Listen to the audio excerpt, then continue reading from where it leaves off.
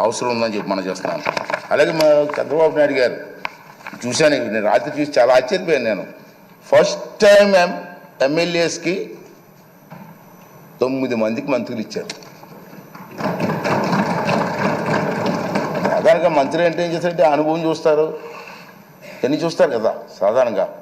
కానీ first time ఎమ్మెల్యేస్కి 9 మందికి మంత్రులు ఇచ్చారంటే ఇది చిన్న విషయం కాదు.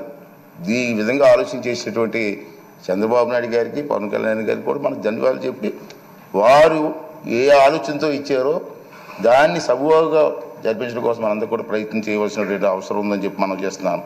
అదే కాకుండా ఈవేళ మీరు చూశారు, ఇందా చెప్పాను, నందమూరి తారక రామారావు గారి ఆశీస్సుతో నేను రాజకీయాల్లోకి వచ్చాను. మీ అందరికీ తెలుసు.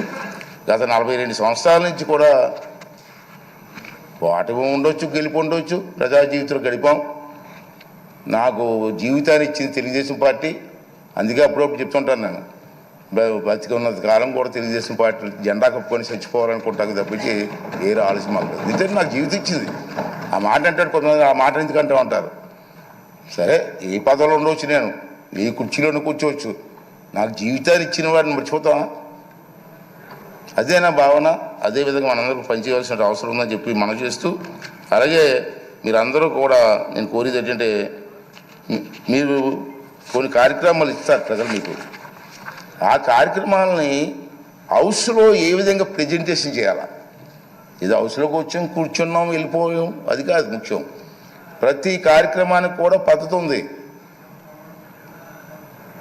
మీ దగ్గర రూల్స్ ఉన్నాయి. ఇక్కడ మన ఇక్కడే అసెంబ్లీలో లైబ్రరీ కూడా ఉంది. నేను నా అనుభవం చెప్తున్నాను. ఈవేళ మేము ఫస్ట్ టైం ఎమ్మెల్యే అయినప్పుడు 83లో కానీ 85లో కానీ